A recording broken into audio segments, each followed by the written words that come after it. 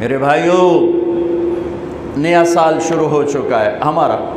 دیکھو، جنوری بھی اللہ کا اور محرم بھی اللہ کا۔ کیوں کہ چاند بھی اللہ کا اور سورج بھی اللہ کا۔ یہ بھی تعصب کی بات ہے کہ یہ کافروں کا سال ہے، یہ مسلمانوں کا سال ہے۔ سورج جب اللہ نے بنایا تو سورج کے گرد کا کیلنڈر بھی اللہ کا، جب چاند اللہ نے بنایا تو چاند کا کیلنڈر بھی اللہ کا۔ جب سورج اللہ کا ہے اور چاند اللہ کا ہے تو یہ سال ہو یا وہ سال ہو، دونوں ہی اللہ کے ہیں۔ تقسیم ہے، اللہ نے اپنے محبوب کی امت کو چاند کے گرد گھمایا اور باقیوں کو سورج کے گرد گھمایا، لِتَعْلَمُوا عَدَدَ السِّنِينَ وَالْحِسَابَ، تاکہ تم سال اور مہینوں کا حساب کر سکو۔ چاند کی گرد ہمیں کیوں گھمایا؟ کہ سورج کا کیلنڈر نارتھ پول پہ فیل ہو جاتا ہے، وہاں سورج نکلتا ہی نہیں 6 مہینے۔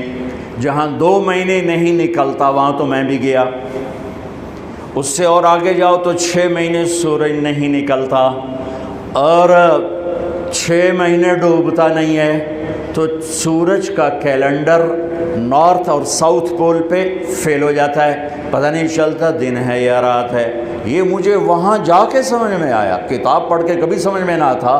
میں جب وہاں آخری دنیا کے کنارے پر پہنچا تو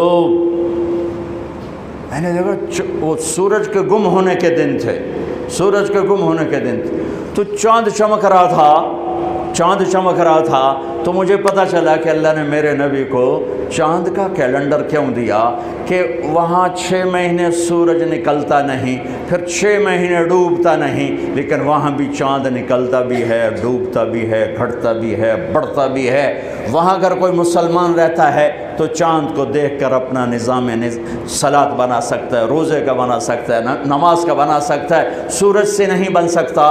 ہاں، اب آج کی تعلیمات میں گھڑیاں آ گئیں تو اس سے پتہ چل گیا، لیکن ایک آدمی جاہل ہے، ان پڑھ ہے، گھڑی کوئی نہیں، تو چاند کو دیکھ کے کہہ سکتا ہے رات آ گئی، چاند ڈوبا دن آ گیا ہے، رات ہی لیکن دن آ گیا۔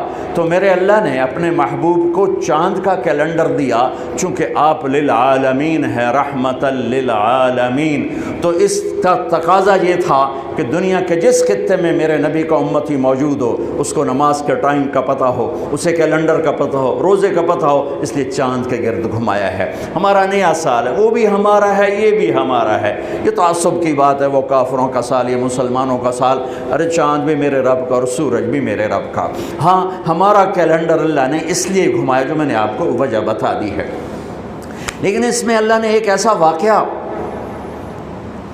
یہ پہلے بھی ہو سکتا تھا قتل حسین اور بعد میں بھی ہو سکتا تھا قتل حسین، لیکن شروع سال میں ہی اللہ نے اس کو مقرر کیا، طے کیا کہ جیسے ایک رواج بن گیا سال نو کی تقریب منانا، وہ نہ ہو بلکہ مزید آخرت کی یاد ہو، مزید آنسو بہیں۔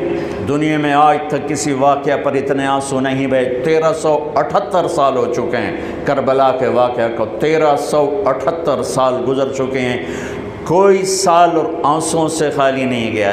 دنیا میں کوئی ایسا واقعہ نہیں ہے جس پر اتنے آنسو گرے ہوں اور گرائے گئے ہوں اور گرتے ہی جا رہے ہوں اور گرتے ہی رہیں گے جب تک اسلام باقی ہے اور جب تک مسلمان باقی ہے۔